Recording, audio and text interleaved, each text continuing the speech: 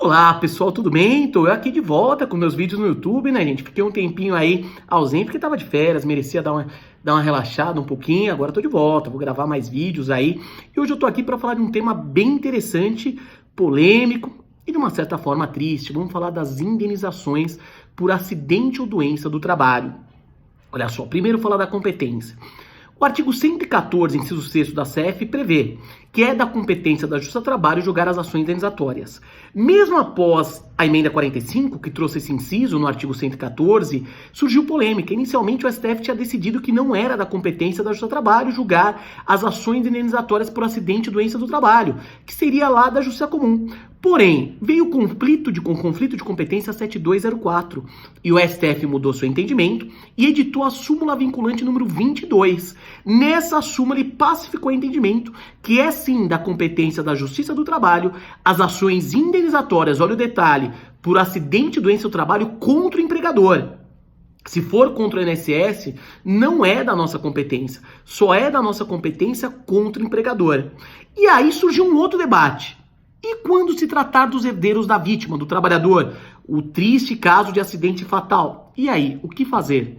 Nesse caso, o STJ inicialmente teve uma interpretação que não era da nossa competência. O STJ teve uma primeira interpretação que seria da Justiça Estadual, porque os herdeiros não tinham relação de trabalho, tinha inclusive súmula do STJ.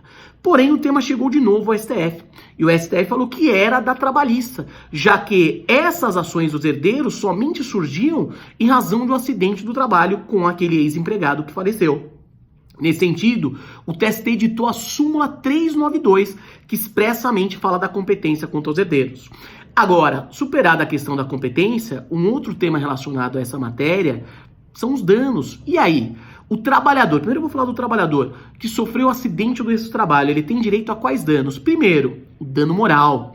O dano moral, meus amigos, chamado dano extrapatrimonial. O dano moral no acidente ou doença do trabalho é presumido, é o chamado dano in re ipsa. Fechou? É presumido. Por quê? Não tem que produzir prova. Então pensa, um trabalhador perdeu um braço, ele vai ter que provar que ele tá abalado porque perdeu um braço? Ah, meu amigo, vou interrogar o cara. Você tá triste? Tá difícil a vida sem um braço? Lógico que não. É um dano notório, é um dano presumido. Então guardem isso, tá? Não precisa produzir prova desse abalo. Segundo, e o dano moral, fica atento, tem que seguir as regras do artigo 223A e seguintes, da CLT, especialmente o tarifamento do 223G, que tem outro vídeo aqui no YouTube que eu questiono a inconstitucionalidade desse 223G. Tranquilo? Outro dano que eu trago é o dano material, perdão, o dano estético primeiro. O que é o dano estético? Aqui tem polêmica, hein, gente? Dano estético, primeiro, eu sigo a linha de conceito do dano estético sendo esse aquele quebra da harmonia corporal.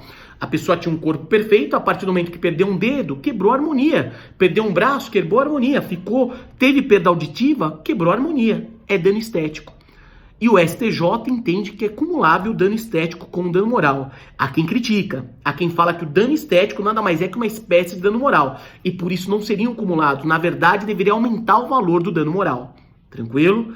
Há quem constitua o dano estético de uma outra forma. Vocês vão ver onde que entra a polêmica, que fala que o dano estético somente ocorre quando há a repulsa aos olhos de quem vê, de quem sente. Então, se a pessoa que teve aquele dano não está tendo uma repulsa e não está gerando uma repulsa, não há dano estético. Então, por exemplo, perda de audição. Se você está olhando para a pessoa, você não sabe que ela perdeu a audição. Então, não gera uma repulsa. A pessoa, por uma doença do trabalho, perdeu um rim. Não tem dano estético, porque você não está vendo que ela está sem o rim. Há quem defenda que nesse caso não tem. Eu discordo. Eu entendo que tem sim, porque quebrou a harmonia corporal. Fora isso, além do dano estético, temos os chamados danos materiais. Só que os danos materiais têm algumas espécies. Primeiro, dano emergente. O que é isso? São os gastos decorrentes do acidente do doença do trabalho. Despesas com hospital, com atendimento, com funeral. Tem direito à reparação aos danos emergentes. Só que os danos emergentes tem que provar. Além dos danos emergentes, nós temos os chamados lucros cessantes, que é aquilo que a pessoa deixou de lucrar. Como ela parou de trabalhar, ela deixa de ganhar algo. Então, nesse caso, lucros cessantes. E, por fim, o chamado pensionamento. Nesse caso, o pensionamento ocorre quando a pessoa ela tem uma redução na capacidade de trabalho. Se for uma redução permanente, inválido para sempre, nesse caso a pensão é vitalícia para o trabalhador.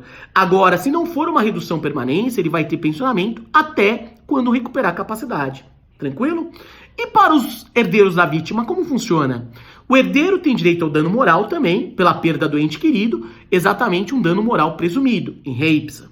O herdeiro tem direito a pedir os danos emergentes, que foram os gastos que ele teve com o falecimento do trabalhador. Tem que provar. O herdeiro tem direito a pedir pensionamento. No caso do herdeiro ser dependente daquele trabalhador. Tem que provar dependente. Depende. Tem a dependência que é presumida, o cônjuge e os filhos menores de 21 já são presumidos, os outros têm que provar que eram dependentes. Fechou? No caso de pensionamento para herdeiros, nesse caso tem um teto. Vai até a expectativa de vida daquele trabalhador. Aí utiliza-se normalmente a tabela do IBGE. Agora, um tema polêmico. Você sabe que eu gosto sempre de ferver com o finalzinho. Qual o alcance desse dano em ricochete, dano reflexo dos herdeiros? Que herdeiro? Um amigo querido, um vizinho que está abalado pela morte do melhor amigo no acidente de trabalho tem direito a dano em ricochete, a dano moral pela perda do amigo querido? Um contatinho, faleceu o contatinho da pessoa, tá abalada, tem direito à reparação?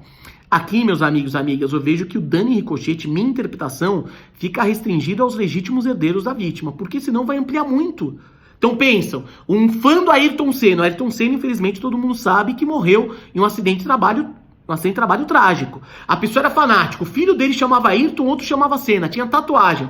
Ele ficou muito abalado pelo falecimento do Ayrton Senna. Ele vai processar a Williams, que era a empresa que o Senna trabalhava, pedindo dano em ricochete. Nesse caso, eu vejo que vai aumentar muito o dano em ricochete, então por isso eu vejo que aqui fica limitado aos legítimos herdeiros da vítima. Tranquilo? Mande sugestão de outros vídeos que você quer que eu gravo, de outros temas, e vai lá me seguir no Instagram, se você ainda não segue, @MarcosScalesso, lá tem mais coisa bacana pra você. Um grande abraço, até o próximo.